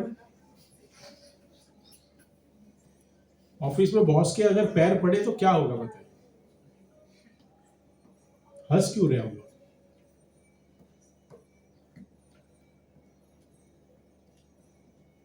चरण, पैर ही क्यों लगाते? पड़ा है ना पैर, तो पिताजी के, माताजी के, हाँ? आजकल ऐसे तो नहीं होता है, लेकिन पत्नी को भी पति के पैर पड़ने चाहिए। एक मैंने एक कहीं तो भी सुना है, ये मैंने घर पे भी बोला तो मेरे पास बाउंस बैक हो गया, लेकिन आप लोगों को बता देता हूँ, भूल भी सकते हैं आप लोग, खास करके आप लोगों को, यहाँ पे माताएं बैठी है इसलिए, कि कोई पत्नी अपने पति के, लेकिन घर पे जाके आप लोग प्रैक्टिस मत करें, डिस्क्लेमर दे रहा हूं, नहीं तो प्रभु जी एक दो पड़ी हम लोग को। कोई पत्नी अपने पति के 21 दिन तक पैर दबाती है तो उसको कभी भी ऐश्वर्य की कमी नहीं होती, ऐसा शास्त्र कहता है, ऐसा शास्त्र कहता है। माता जी ये याद रख सकती है, प्रभु जी अभी भूल जाना, घर पे प्रैक्टिस मत करना, अपेक्षा भी मत रखना, लेकिन शास्त्र ऐसा कहता है, क्योंकि भगवान लक्ष्मी हमेशा भगवान श्री कृष्ण के चरण स्पर्श करती है। यहाँ पे तो भगवान ने आपको कलयुग में कंसेशन दिया है सिर्फ 21 दिन, हाँ, लेकिन 21 दिन स्पर्श करने, चरण स्पर्श करने के बाद आदत बन जाएगी। हाँ, लेकिन अपेक्षा नहीं करनी चाहिए। लेकिन ये मैं आपको बता रहा हूँ जो शास्त्र कहता है कि ऐश्वर्य की कमी कभी नहीं होगी। तो प्रभु जी उल्टा करे तो फिर हस्बैंड के पास पैसा बहुत आएगा, और हस्बैंड के पास आएगा तो हमारा ही पैसा है, तो क्यों ना हम वाइस वर्सा उसको कर ले। वो आप लोग डिसाइड कर लो घर पे जाके, मुझे नहीं पता। तो कहने का भाव ये है कि यहाँ सनातन गोस्वामी को चैतन्य महाप्रभु इंस्ट्रक्शन दे रहे हैं, बता रहे हैं कि तुम्हारे स्पर्श तुम्हारा स्पर्श पवित्र है देव मुनिगण। अरे तुम्हारे स्पर्श से तो देव और मुनि, देवता और मुनि अगर तुम्हारा स्पर्श प्राप्त कर लिया तो वो क्या हो जाएंगे? हाँ, पवित्र हो जाएंगे। और तथापि भक्त स्वभाव, ये तो तुम्हारा भक्त का स्वभाव है। तुम्हारा भक्त का स्वभाव क्या है? मर्यादा रक्षण। तुमने अपनी मर्यादा का पालन किया है। मर्यादा पालन होय साधुर भूषण। कोई भी व्यक्ति अपनी मर्यादा में रहता है ना, वो उसका भूषण बन जाता है। भूषण मतलब आभूषण, मतलब उसका गहना। स्त्री का गहना क्या है? हाँ, क्या स्त्री का गहना क्या है? लज्जा। और पुरुष का गहना क्या है? क्या है? देखो, स्त्रियों को पता है उनका गहना क्या है, गोल्ड छोड़ के, ज्वेलरीज को छोड़ के। पुरुष को नहीं पता हमारा क्या है। क्या है हमारा गहना? चलिए एंड में प्रश्न पूछ लेना, ठीक है? तो मर्यादा पालन है साधुर भूषण। साधुओं का भूषण क्या है? मर्यादा में रहना, सदाचार में रहना, अपनी मर्यादा का उल्लंघन नहीं करना। ये एक वैष्णवों का गुण है, साधु का गुण, मर्यादा। तो यहाँ पे ये जो संवाद आ रहा है कि चैतन्य महाप्रभु ने सनातन गोस्वामी के लिए ये वाक्य क्यों कहे, ये क्यों कहा? जैसे मूवी में रहता है ना, फ्लैशबैक में जाते हैं, तो ये जो चैतन्य चरितामृत का अध्याय है, अंत्य लीला अध्याय 4, जगन्नाथपुरी में महाप्रभु से सनातन गोस्वामी की भेंट, उसमें ये श्लोक चैतन्य महाप्रभु सनातन गोस्वामी के लिए कहते हैं कि तुम्हारा आचरण, तुमसे तो तुम्हारा अगर स्पर्श करेंगे तो सारे भक्त और साथ में देवी और देवता सारे क्या हो जाएंगे? सब लोग पवित्र हो जाएंगे। और तुम अपनी मर्यादा में रहे हो, ये तुम्हारा सबसे बड़ा भूषण है, आभूषण है। तो हम देखते हैं कि चैतन्य महाप्रभु दक्षिण भारत की यात्रा करके, उत्तर भारत की यात्रा करके जगन्नाथपुरी में ज्यादा से वक्त रह रहे थे। जगन्नाथपुरी में, तो जगन्नाथपुरी में जब वो रह रहे थे तब हम जानते हैं कि सची माता ने उनको कहा था कि तुम जगन्नाथपुरी में रहना, क्योंकि मायापुर से जगन्नाथपुरी नजदीक है। तो जब भी मैं मिलना चाहूं तुम्हें, तो मैं आपको मिलने आ सकती हूँ, अपने पुत्र को मिलने आ सकती हूँ। तो चैतन्य महाप्रभु ज्यादातर जगन्नाथपुरी में रहते थे। उन्होंने अपना वहां निवास स्थान बना लिया था। जगन्नाथपुरी में चैतन्य महाप्रभु कितने साल रहे? 18 इयर्स या 16 years? 18 years. 18 years Chaitanya Mahaprabhu रहे। और देखा गया कि चैतन्य महाप्रभु जब भी वहां जगन्नाथपुरी में रहते थे तो बहुत सारे भक्त लोग जगन्नाथपुरी में भगवान को मिलने के लिए, चैतन्य महाप्रभु से भेंट करने के लिए आते थे। वैसे ही रूप और सनातन वो वृंदावन में रहते थे। रूप गोस्वामी और सनातन गोस्वामी ये कहाँ रहते थे? वृंदावन में। और वृंदावन से कभी कभी वो दोनों भाई बारी बारी कहाँ आते थे? जगन्नाथपुरी में चैतन्य महाप्रभु को मिलने। तो एक बार सनातन गोस्वामी वृंदावन से निकले और झारखंड के जंगलों से गुजर के वो जगन्नाथपुरी के लिए आ रहे थे। तो झारखंड में हम जानते हैं कि चैतन्य महाप्रभु ने एक बहुत बड़ी लीला की। क्या किया? झारखंड में उन्होंने सारे जीव, पक्षी, जंगली जानवर, हाँ, उन सब को क्या करवाया? कीर्तन करवाया। सब लोग कीर्तन में मस्त थे। कौन? पक्षी, कीटक, हाँ, भक्षण करने वाले जीव, बोले तो शेर और बंदर, सब लोग हरि नाम कर रहे हैं। बहुत सुंदर पिक्चर है, कोई है तो गूगल करके ग्रुप पे डाल दीजिए, तो बहुत सुंदर है। वो चैतन्य महाप्रभु ने झारखंड के जंगल में, बहुत घना जंगल है, उस जंगल से जब वो जा रहे थे तो अपने कीर्तन से इन सारे जीवों का उद्धार किया। चैतन्य महाप्रभु ने कीर्तन करके उन सारे जीवों का उद्धार कर दिया और भगवत प्रेम दे दिया जीवों को। बताइए। और शास्त्र कहता है कि मनुष्य जन्म ही है कि जिसमें हम क्या कर सकते हैं? भगवान की भक्ति कर सकते हैं। लेकिन भगवान की कृपा हो तो हम कोई भी जीवन में भगवान की भक्ति कर सकते हैं। तो चैतन्य महाप्रभु को भेंट करने के लिए सनातन गोस्वामी झारखंड के जंगल से पास होके जगन्नाथपुरी आ रहे थे। तब झारखंड के जंगलों में उन्होंने उनको बीमारी हो गई, कुछ पानी पी लिया। उस पानी पीने से उनके शरीर पे कुछ फोड़े हो गए और उस फोड़ों में पस भर गया, बीमारी हो गई सनातन गोस्वामी को। और जब भी सनातन गोस्वामी और रूप गोस्वामी जब भी जगन्नाथपुरी आते थे तो बहुत अच्छे लेविश सी शोर के सामने एक जो भी अच्छी रिसोर्ट होती है वहां रुकते थे, 5 स्टार, करेक्ट। कहाँ रुकते थे? एक बहुत अच्छा एकोमोडेशन देखते थे कि जहां पे पानी की व्यवस्था, गीजर की व्यवस्था, एसी की व्यवस्था बहुत अच्छी सी हो, वहां पे रिसोर्ट देखते थे और वहां रुकते थे सनातन गोस्वामी और रूप गोस्वामी। क्यों? क्योंकि ऐश्वर्य था उनके पास। कितना ऐश्वर्य था उनके पास। और मंत्री थे नवाब शाह के, तो अगर मंत्री किधर ट्रैवल कर रहे तो जेड सिक्योरिटी के साथ जाएगा और क्या मिलेगा?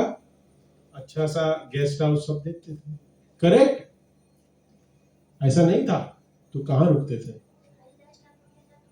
हरिदास ठाकुर के घर पे। हरिदास ठाकुर कौन थे? एक यवन थे, मुस्लिम परिवार में उनका जन्म हुआ था। लेकिन हरिदास ठाकुर नामाचार्य थे। चैतन्य महाप्रभु हरिदास ठाकुर को एक कुटिया में रखे थे। चैतन्य महाप्रभु, देखिए यहाँ हरिदास ठाकुर का भी चरित्र कौन है। कितना जप करते हैं? हाँ, 192 राउंड्स। हम कितना करते हैं? 16। 192 राउंड्स करने के लिए 24 घंटे लगते हैं। कितने? 24 घंटे। और हरिदास ठाकुर के पास 48 आवर्स होंगे प्रभु जी के, बराबर ना? कितने घंटे थे उनके पास? 24 ही थे। तो ये प्रैक्टिकल नहीं है, कुछ तो भी मिस्टेक हुई है। समय कैसे मिलेगा? इसके लिए अगर कोई प्रश्न है तो पूछ लेना कि हरिदास ठाकुर जप कैसे करते थे। तो हरिदास ठाकुर को यवन परिवार से, मुस्लिम परिवार से तो जगन्नाथपुरी में एंट्री ही नहीं। तो वो एक जगन्नाथपुरी में कुटिया बना के चैतन्य महाप्रभु ने वहां रखा था। लेकिन चैतन्य महाप्रभु को कभी भी हरिदास ठाकुर ने नहीं कहा कि आप तो स्वयं भगवान हो, सही कृष्ण, सही गौर, सही जगन्नाथ। चैतन्य महाप्रभु कौन है? कृष्ण। चैतन्य महाप्रभु कौन है? जगन्नाथ। तो बोलता जरा मैं यवन हूं, लेकिन फिर भी आप मुझे बताइए, मैं तेरा जगन्नाथ के दर्शन करके आ जाऊं, मुझे दर्शन करने जाना है भगवान के। लेकिन हरिदास ठाकुर ने अपनी मर्यादा का उल्लंघन नहीं किया। चैतन्य महाप्रभु से कभी भी उन्होंने अपनी भाव को प्रकट नहीं किया कि मुझे जगन्नाथ जी का दर्शन करना है। अगर किसी को दर्शन करना है जो अंदर जाने के लिए अलाउड नहीं है जगन्नाथपुरी में, तो दर्शन कब कर सकता है? कभी रथ यात्रा में। तो रथ यात्रा में एक दर्शन कर सकता है। दूसरी बार अगर उसको दर्शन करना है, रथ यात्रा के लिए समय नहीं है, वो रुक नहीं सकता, तो कौन सा दर्शन, क्या दर्शन करना पड़ेगा? उसका सुदर्शन। सेकंड, पहले तो रथ यात्रा में दर्शन करना पड़ेगा, सेकंड सुदर्शन। सुदर्शन का दर्शन करेंगे तो क्या हो जाएगा? जगन्नाथ जी के दर्शन का लाभ प्राप्त होगा। ठीक है, चैतन्य महाप्रभु के कि तुम यवन हो, तुम यहां रहो, तुम यहाँ पे रथ यात्रा में दर्शन कर सकते हो, तुम दूसरा हर रोज सुदर्शन को देख के जगन्नाथ जी के दर्शन कर सकते हो। तीसरा, सिंह द्वार पे पतित पावन जगन्नाथ है। कौन गया जगन्नाथपुरी? हाथ ऊपर करो। सिंह द्वार कौन गया है? अभी जाएंगे ना, अभी हमारी पूरी यात्रा है। ठीक है, तो जो मेन एंट्रेंस है उसके बाहर ही एक पतित पावन जगन्नाथ है। वो बाहर से भी दिखते हैं, रास्ते में खड़े रह के भी दिखते हैं। वो खास करके ऐसे भक्तों के लिए जो अंदर जा नहीं सकते। तो पतित पावन जगन्नाथ का भी अगर दर्शन किया तो भगवान जगन्नाथ जी का भी दर्शन हो जाता है। 3 हो गए। चौथा कौन सा है? चौथा जगन्नाथ जी का प्रसाद। जगन्नाथ जी का अगर प्रसाद आपने खा लिया तो आपको जगन्नाथ जी का दर्शन लेने का लाभ प्राप्त होगा। पांचवा, और एक पांचवा क्या है? प्रश्न पूछ लेना, पांचवा में नहीं बताऊंगा। 5 तरीके से आप भगवान जगन्नाथ जी के दर्शन कर सकते हो। अप्रत्यक्ष दर्शन तो है ही है, लेकिन 5 तरीका, 4 मैंने बता दिया, 5 आप लोग बता सकते। पांचवा कि पांचवा क्या है? हरिदास ठाकुर एक कुटिया में बैठ के जिस स्थान पे जप करते थे वो बकुल का एक पेड़ था। हम जाएंगे जगन्नाथपुरी यात्रा में, बकुल आ रहे हैं ना, तो सिद्ध बकुल नाम है उनका। क्या है वो पेड़ का नाम? सिद्ध बकुल। हरिदास ठाकुर की जो कुटिया थी वहां पे अभी एक सुंदर बड़ा अच्छा मंदिर बन गया है। वहां पे बैठ के हमें जप भी करना चाहिए। हरिदास ठाकुर की समाधि है वहां पे, और तो वहां पे हम देखते हैं कि वहां सिद्ध हरिनाम को सुन के एक वृक्ष सिद्ध प्राप्त हो गया। सिद्ध गति मतलब वो सिद्ध हो गया, वो भगवत धाम चला गया वो पेड़। उस स्थान पे रहते थे सनातन गोस्वामी और रूप गोस्वामी। हमेशा हरिदास ठाकुर से संग लेते थे। बताइए इसके आचरण क्या है इसमें? कि जब भी हम भगवत धाम जाए, भगवत धाम मतलब वो वाला भगवत धाम नहीं, अभी तो आप लोगों को भक्ति करनी है, धाम जाए, धाम यात्रा करे, तब हमेशा हमें भक्तों के संग में रहना चाहिए, अकेले नहीं रहना चाहिए। मैं बार बार कहता हूं, जब कोई वृंदावन, मथुरा या फिर मायापुर, जगन्नाथपुरी परिवार के साथ जब कोई जाता है उसको पिकनिक कहते हैं। क्या कहते हैं? पिकनिक। और जब, हाँ, इसमें अपवाद हो सकता है कि प्रभु जी हमारे घर वाले भी भक्त हैं, लेकिन आप मुझे बताइए कि कितनी बार आप परिवार वालों के साथ गए और आप लोग ने परिवार वालों के साथ बैठ के सत्संग किया धाम में? कितनी बार हुआ प्रभु? अगर परिवार वाले के साथ गए और आप परिवार वाले बैठ के आप लोग सत्संग करने बैठे, कितनी बार हुआ बताइए? होता है? नहीं प्रभु जी अभी तक गए ही नहीं हम लोग। जाके देखिए, ट्रेन में कीर्तन करके कभी जा सकते हैं? 4 परिवार वाले बैठे और कीर्तन करके जा रहे हैं, होता है क्या प्रभु जी? कभी कोई गया अकेला वृंदावन मथुरा? कोई गया है? कोई गया है? कीर्तन करके गए? नहीं गए, नहीं जा सकते, क्योंकि परिवार के साथ, उस परिवार के साथ धाम जाना मतलब वो धाम, आगे देखेंगे कि भगवान का दर्शन कैसे लेते हैं सनातन गोस्वामी और हरिदास ठाकुर, जो नाम आचार्य है। भक्तों के संग में रहना चाहिए। यहाँ पे सनातन गोस्वामी कुटिया में, वही कुटिया में हरिदास ठाकुर के साथ रहते थे, और हरिदास ठाकुर स्वयं दर्शन नहीं करने जा सकते थे। अभी हमारी पूरी की यात्रा में आ रहे हैं ना सब लोग, आप लोगों को सिद्ध बकुल लेके जाएंगे, अल्लरनाथ लेके जाएंगे, हाँ, फिर समुद्र पे जाके नहाने लेके जाएंगे, क्योंकि महाप्रभु वो भी एक धाम है, महाप्रभु भी वहां जाते थे, तो वहां पे भी लेके जाएंगे स्विमिंग करने। सब करके हो गया, फिर हम जाएंगे मायापुर। फिर मायापुर जाएंगे, प्रभु जी जगन्नाथ जी के तो दर्शन ही नहीं कराए आपने, तो मैं कहूंगा अरे वो था ना चक्र, देखा नहीं आप लोग ने? अरे जगन्नाथपुरी का प्रसाद खाया नहीं अन्ना बाजार में? खाया कि नहीं खाया? तो यही तो है भगवान जगन्नाथ जी का दर्शन। आप लोग मुझे एक झापड़ मार, तो इतनी दूर हमको इतना पैसा खर्चा करके लेके गए और जगन्नाथ जी का दर्शन नहीं कराए, क्या फायदा? बराबर है? हाँ बोलोगे ऐसा? और वहां पे हरिदास ठाकुर स्वयं ब्रह्मा जी है। हरिदास ठाकुर है कौन? स्वयं भगवान है, स्वयं ब्रह्मा जी है। और ब्रह्मा जी बैठ के हरिनाम का जप कर रहे हैं और मंदिर नहीं जा रहे, और वो बोल नहीं रहे कि ये जो मंदिर बनवाया है ना वो 15 करोड़ साल पहले मैंने ही बनवाया, ब्रह्मा जी ने बनवाया मंदिर। और यहाँ पे भक्त बन के आए, हरिदास ठाकुर बन के आए, और उनको ही अलाउड नहीं है, बता। और मंदिर जाने के लिए चैतन्य महाप्रभु को नहीं बोल रहे कि हमें लेके जाओ अंदर, मैं ब्रह्मा हूं, मैं आपका इतना बड़ा 192 जप करने वाला भक्त हूं, मुझे दर्शन कराने लेके जाओ।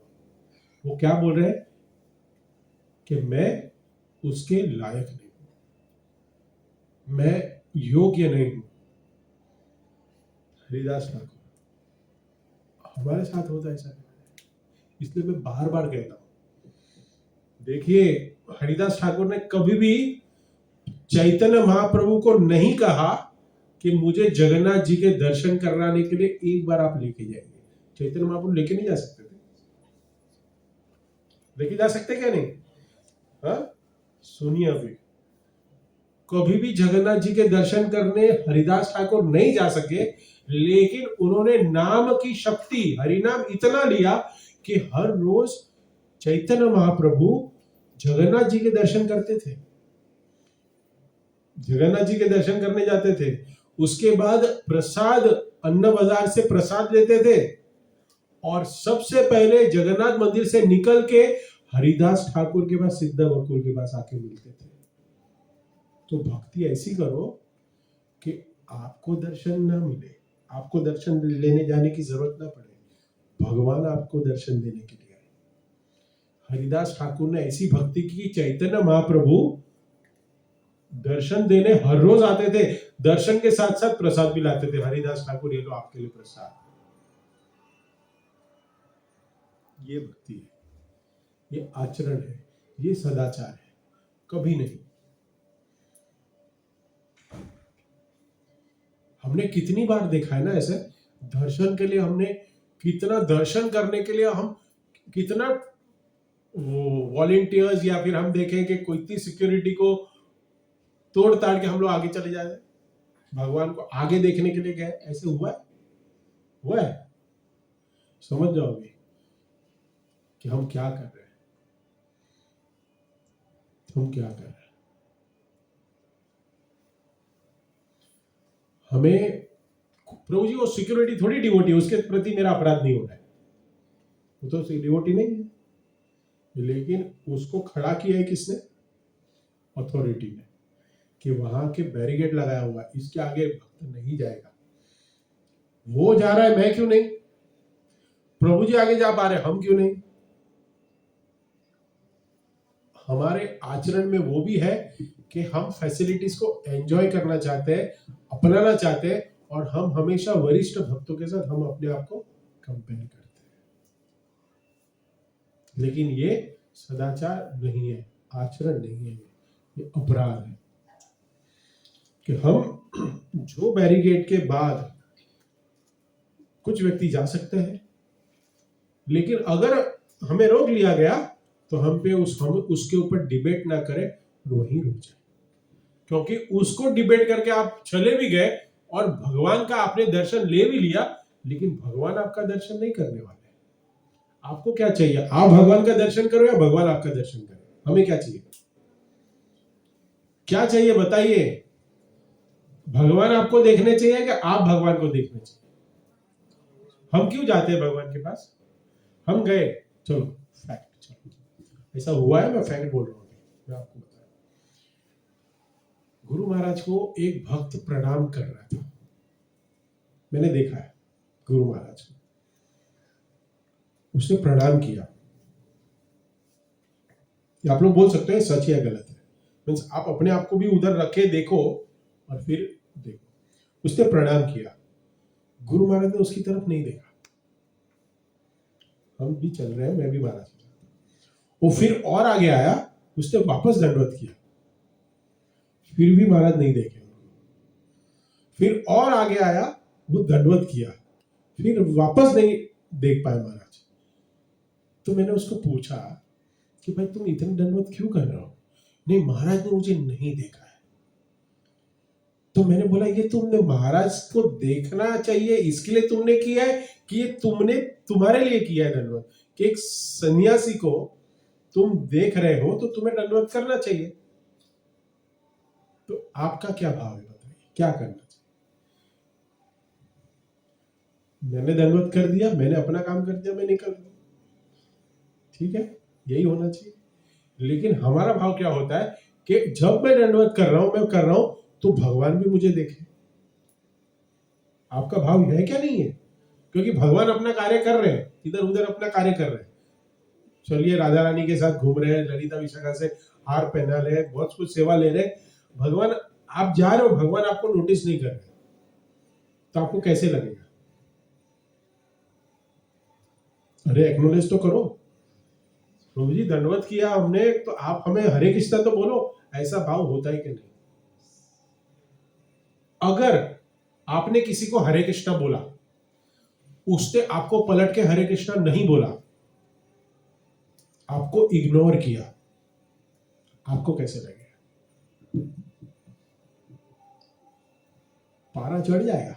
समझता क्या अपने आप को? ये मैंने हरे कृष्णा बोला प्रभु जी, उसने मुझे पलट के देखा भी नहीं, हरे कृष्णा भी नहीं बोला। सच बात है या नहीं है? क्या सोचेंगे हम? क्या सोचेंगे बताइए? हाँ, हमको अच्छा नहीं लगेगा, नहीं लगेगा। तो हम सोच रहे हैं कि हम ऐसी धक्का मुक्की करके बैरिकेड को तोड़ के हम भगवान के सामने जाएंगे और भगवान हमारा स्वागत करेंगे और हमें देखेंगे कि बहुत आचरण का तूने पालन किया। हाँ, वाह वाह वाह, वेरी गुड, आ मैं तुझे देखता हूँ, तुझे कृपा देता हूँ। क्या सोच रहे हैं? सदाचार नहीं है। आज तक हम ऐसी गलतियां करते आ रहे हैं, हम इसको हमारा प्रिविलेज समझ चुके हैं। हम क्या समझ चुके हैं? हमारा प्रिविलेज। मैं सीनियर हूं। देखिए, लोगों को अभी भी लगा कि ये क्लास सुन के मैं कुछ दूसरा सेवा करने जा रहा हूं, वो इंपॉर्टेंट है, इसलिए उठ के चले गए। ऐसा लगा उनको कि ये क्लास मेरे लिए इंपॉर्टेंट नहीं है, कुछ सेवा इंपॉर्टेंट है, इसके लिए चले गए। लेकिन उनको नहीं पता कि इसमें किसी और ने बताया रखा है कि भाई तुम ये सेवा कर रहे हो, तुम बहुत महान हो। लेकिन वो भक्ति नहीं है, क्योंकि उस सेवा से किसी और भक्त का फायदा हो रहा है। क्योंकि उस भक्त की सेवा है, उस भक्त ने सेवा तुम्हारे ऊपर डाल दी है, तुम वो सेवा कर रहे हो, वो रिलैक्स हो गया है। सुन रहे हो? वो रिलैक्स हो गया है। और वो भक्त हमें बता रहा है कि ये तुम सेवा कर रहे हो, तुम महान भक्त बन गए हो। और हमको क्या लग रहा है? हम महान हो गए। लेकिन वो भक्ति नहीं है, वो सेवा भी नहीं है। बहुत छोटे छोटे हैं चीज। शायद आपको लगे कि ये प्रभु जी ठीक नहीं है, लेकिन ये सदाचार है। हरिदास ठाकुर जी समझा रहे हैं हमें कि दर्शन लेना इंपॉर्टेंट नहीं है। आप प्रभु जी, फिर हम लोग सीधा ऊपर आ जाए क्लास में। दर्शन लेना चाहिए, लेकिन दर्शन कैसे लेना चाहिए, that is a fifth question जो आप लोग पूछोगे ना, उसका आंसर ये फिफ्थ है कि पांचवा दर्शन क्या है। पांचवा दर्शन ये कि हम लोग को हरिदास ठाकुर के जैसे उच्च कोटि के जो भक्त है उनका संग लेके उनके आचरण को समझना है, ये शास्त्रों को समझ के। यहाँ पे कह रहे हैं, क्यों कह रहे हैं? ये जो सनातन गोस्वामी, उनको फोड़े हो गए, पस हो गया उनके शरीर पे, और चैतन्य महाप्रभु आलिंगन ले रहे थे। सनातन गोस्वामी कहते हैं हरिदास ठाकुर के, ये चैतन्य महाप्रभु जब भी आते हैं यहाँ पे मैंने सोचा मैं वृंदावन से यहाँ आऊंगा, मुझे भगवान का दर्शन होके मुझे सुख का अनुभव होगा। क्या होगा? सुख की अनुभूति होगी। लेकिन यहाँ आके मुझे दुख हो रहा है। क्यों दुख हो रहा है? क्या दुख हो रहा है उनको?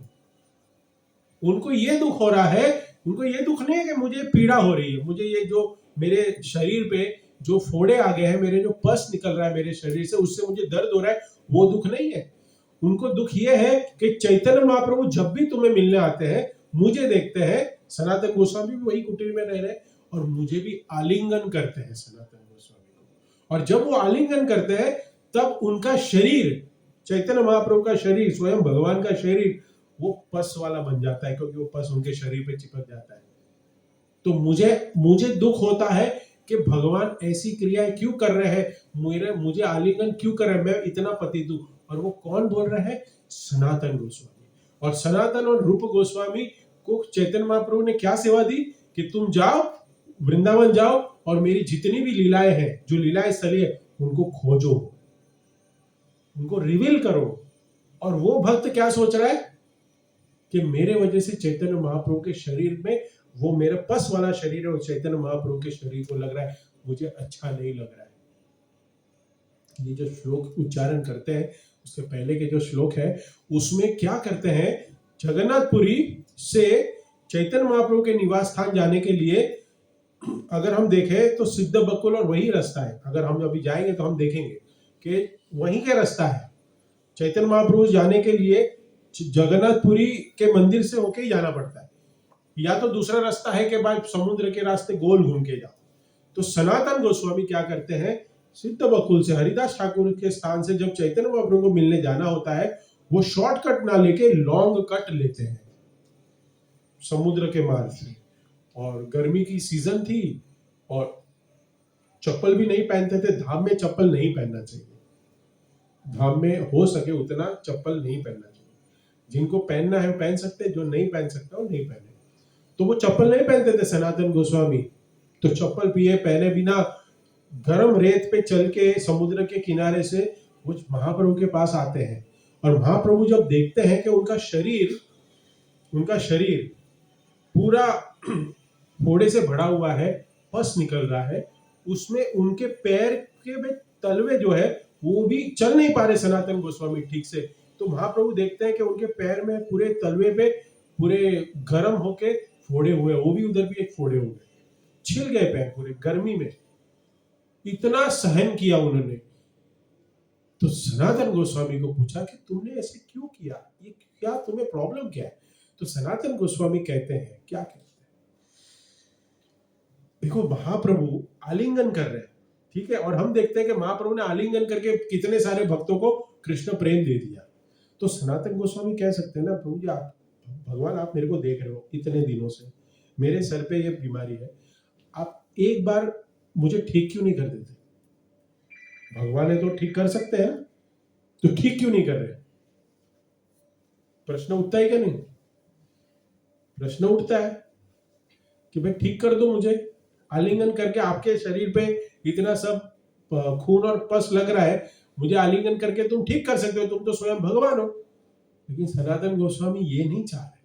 सनातन गोस्वामी कहते हैं कि ये मेरे जीवन में लिखा है, मेरे कर्म है, मुझे भुगतना है। तो अगर भगवान चाहे तो मुझे ठीक कर सकते हैं, लेकिन भगवान नहीं चाह रहे इसलिए नहीं कर रहे। हमारे जीवन में वो होता है। सोचा है कभी ऐसा कि भगवान मेरे साथ ऐसा क्यों व्यवहार कर रहे हैं, भगवान मेरे जीवन में ऐसा दुख क्यों ला रहे हैं, भगवान क्यों मुझे ठीक नहीं कर दे रहे? ऐसा हमारे जीवन में होता है। हम विचार करते हैं, हम भक्ति करने क्यों आए, भक्ति हम क्यों कर रहे हैं?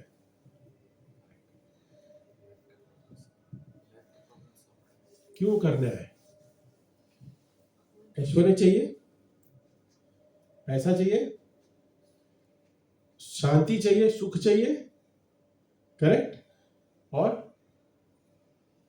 अरे भगवत गीता में क्या कहते हैं भगवान? 4 प्रकार के लोग आते हैं। हाँ, अर्थी, जो अर्थ की कामना है, और जिज्ञासु है। हम जिज्ञासु है क्या? हम है कि नहीं, हम ये जानने के लिए मंदिर में आए पहले प्रभु जी कि भगवान कौन है और मेरा संबंध भगवान के साथ क्या है। ये तो अभी हमें समझा, लेकिन इनिशियल स्टेज में जब आए थे तभी क्यों आ रहे थे हम मंदिर? अर्थ के लिए आते थे और दुख का हरण। हमें जीवन में दुख ना आए, हम दुख न हो और हमारे पास बहुत सारा पैसा हो जाए। ये दो चीज के लिए सारे लाइन लगी हुई है। 50,000 लोग आते हैं, कुछ आप लोग जैसे कुछ 500-600 लोग मंदिर आते होंगे जो जिज्ञासु यहाँ बैठे हैं, तो अभी जिज्ञासु स्टेज पे हो, लेकिन मैक्सिमम क्या है, सब लोग अर्थ ही है, अर्थ की कामना से आते हैं और सुखी होने आते हैं, शांति रहे। एक प्रार्थना भी है ना, वामन राव पै की, क्या है वो, सुना है? वामन राव पै की नाम सुना है क्या आपने? अच्छा है, नहीं सुना है तुमने तो सुना है। फिर हे ईश्वरा सर्वल्ला, बोलना, फिर बोलो ना, क्यों नहीं बोल रहे हो? हाँ, सब मालूम है, मेरे मुंह से बुलवाना चाहते हो अभी। सर्वांना चांगली बुद्धी दे, आरोग्य दे, सर्वांना सुखात आनंदात ऐश्वर्यात ठेव आणि सगळ्यांचे गोड नाव, सगळ्यांचं भलं कर, नंतर इतना ही आता है, आणि तुझे गोड नाव सगळ्यांच्या मुखात राहू दे। पण उसके मुखात राहू दे, गोड नाव के पहले क्या चाहिए? सुख, शांति, ऐश्वर्य, सब। अगर ये सब रहेगा तब मुंह से तुम्हारा नाम लेंगे। ये कौन सिखा रहा है? पाखंडी गुरु।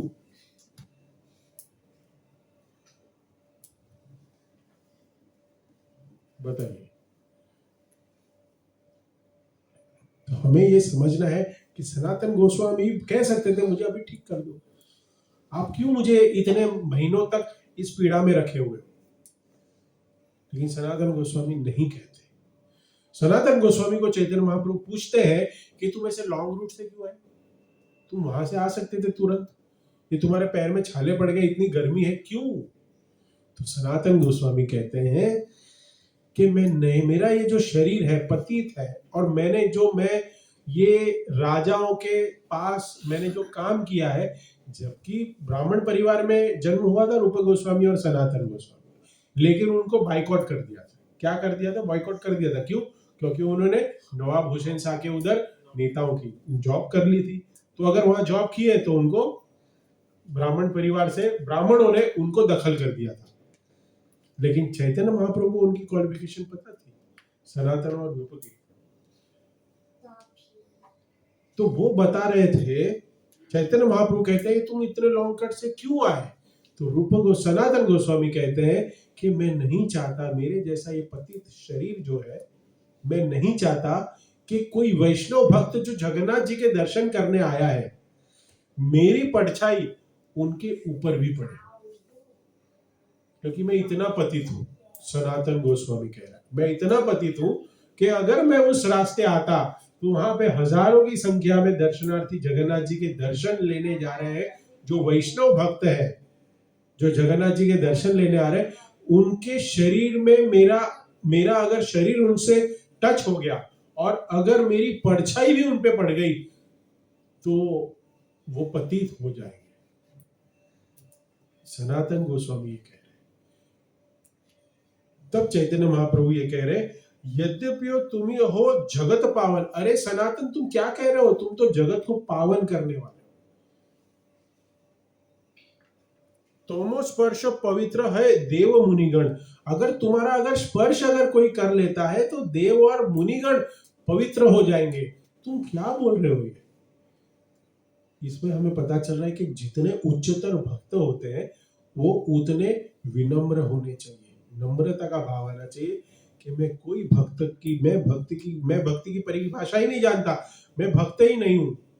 कोई कहता है कि हाँ मैं इतना बड़ा भक्त मैं ये हूं, तो वो विनम्र नहीं है। यहाँ पे विनम्रता का भाव आता है। सनातन गोस्वामी कहते हैं, और तथापि भक्त स्वभाव मर्यादा रक्षण। चैतन्य महाप्रभु कहते हैं हाँ, तुम मर्यादा अपनी उल्लंघन नहीं करना चाहते, और यही मर्यादा तुम्हारे आभूषण है सनातन। ये जो तुम्हारा व्यवहार है इससे मैं बहुत खुश हूं। और आगे के श्लोक में क्या कहते हैं? मर्यादा राखीले तुष्ट कैले मोर मन, तुम्ही एछे ना करीले करे कौन जन। तुमने शिष्टाचार का पालन करके मेरे मन को तुष्ट कर दिया है। ये कौन कह रहा है? चैतन्य महाप्रभु। हमें मर्यादा का पालन करके भगवान को खुश करना है, क्योंकि मर्यादा का पालन करके तुम्हारे अतिरिक्त इस उदाहरण को कोई दिखला नहीं सकता। तुमने ये जो उदाहरण स्थापित किया है सनातन गोस्वामी, कि तुम इतने महान भक्त, तुम इतने महान आचार्य, तुमने मेरी शरण, तुमने मेरे से दीक्षा ग्रहण करके। हाँ, और एक चीज जो मैं आपको बताना भूल गया, इस बीच सनातन गोस्वामी अपने आप को सुसाइड करना चाहते थे, क्योंकि पीड़ा हो रही थी और भगवान चैतन्य महाप्रभु बार बार रोज आलिंगन कर रहे थे और उनके शरीर पे पूरा लग रहा था। तो वो मन में सोचे सनातन गोस्वामी कि अभी रथ यात्रा आने वाली है, मैं क्या करता हूं, मैं अपने शरीर का त्याग कर देता हूं रथ के नीचे आके। सनातन गोस्वामी सोचते हैं ऐसे। भगवान सनातन के हृदय में बैठे, परमात्मा स्वरूप। भगवान को पता चल गया कि सनातन की योजना है, रथ यात्रा में अपने शरीर त्याग करने वाला है। हरिदास ठाकुर को कहते हैं, जब वो आते हैं रूम घर पे हरिदास ठाकुर पर सनातन गोस्वामी, तो कहते हरिदास ठाकुर से कहते चैतन्य महाप्रभु कि हरिदास, तुमने मेरी कोई एक चीज चुरा ली है। तो बोलता कौन सी चीज चुरा ली है? मैं कौन सी चीज चुरा सकता हूँ आपकी? बोलता हाँ, आपने मेरी एक चीज चुरा ली है। तो हरिदास ठाकुर को समझ नहीं आता, वो बोलते कौन सी चीज, क्या चीज? तो बोलता है जो चीज मेरी है, अगर वो चीज आपने पास है, अगर आपके पास है, तो आपने मेरी चीज चुरा ली, तो आप दंडित होने चाहिए, आपने अपराध किया है। तो लेकिन हरिदास ठाकुर को समझते नहीं चैतन्य महाप्रभु क्या कहते हैं। तो बोलता हरिदास, ये जो सनातन है ना, ये सनातन अपना शरीर त्याग करने की योजना बना रहा है। तो हरिदास ठाकुर देखते हैं सनातन को, सनातन स्तब्ध हो जाते हैं। यही अध्याय में स्तब्ध हो जाते हैं कि चैतन्य महाप्रभु कैसे पता, क्योंकि परमात्मा स्वरूप हृदय में है, तो भगवान को तो पता चल जाएगा। बोलता है ये सनातन ने मेरे से दीक्षा ग्रहण की, मेरे पर समर्पित हो गया, तो जब वो मुझे समर्पित हो गया है, तो उसका ये शरीर पे कोई अधिकार नहीं है, ये शरीर मेरा हो गया है और ये मेरा शरीर को खत्म करना चाहता है, तो ये मेरी चीज चुरा रहा है। चैतन्य महाप्रभु कहते हैं सनातन हरिदास ठाकुर को, बोलता है ये इसको दंड मिलना चाहिए, सनातन गोस्वामी ये दंडित होना चाहिए, क्योंकि वो मेरी चीज जो है, क्योंकि शरीर जो है वो मेरा है। जब हम भगवान को समर्पण करते हैं, जब हम गुरु को समर्पित होते हैं, यहाँ चैतन्य महाप्रभु कहते हैं कि जो भी भक्त दीक्षित होता है और गुरु को समर्पण होता है, तब उसका शरीर के ऊपर कोई अधिकार नहीं रहता। उस शरीर किसका हो जाता है? गुरु का हो जाता है, और गुरु के निर्देशन में उस शरीर को चलाना होता है। और उस शरीर को कैसे चलाना होता है? गुरु के आज्ञा से उस शरीर को हमें प्रचार कार्य में, भगवान की सेवा में हमेशा लगाना होता है। तो इस वाक्य से सनातन गोस्वामी का जो आचरण है, वो भगवान चैतन्य महाप्रभु कहते हैं कि ये साधु का भूषण है। ये साधुओं के जीवन में अपना आचरण को पालन करना, आचरण से। जब भी गुरु महाराज अपना देह त्याग किए, तब वो अपना आचरण से पूरी दुनिया में अपना, कह सकते हैं कि अपनी यादें छोड़ के पूरा दुनिया, पूरा विश्व का इस्कॉन सेंटर वो देख रहा है कि हिज होलीनेस गोपाल कृष्ण महाराज का जो व्यवहार, जो आचरण था, ऐसा आचरण कभी कोई सन्यासी या कोई गुरुजन वरिष्ठ करके नहीं गया है, नहीं दिखा। इतना हमारा सौभाग्य है कि हम ऐसे गुरु के दीक्षित भक्त होने जा रहे हैं, उनकी ही परंपरा। तथापि भक्त स्वभाव मर्यादा रक्षण, मर्यादा पालन है साधुर भूषण। रामचंद्र जी के भी देखते हैं हम, सनातन गोस्वामी, ये सब मर्यादा पुरुषोत्तम, ये सब मर्यादा में रहते हैं। हमें भी हमारी मर्यादा समझनी चाहिए कि हम हमारा व्यवहार कैसे करें।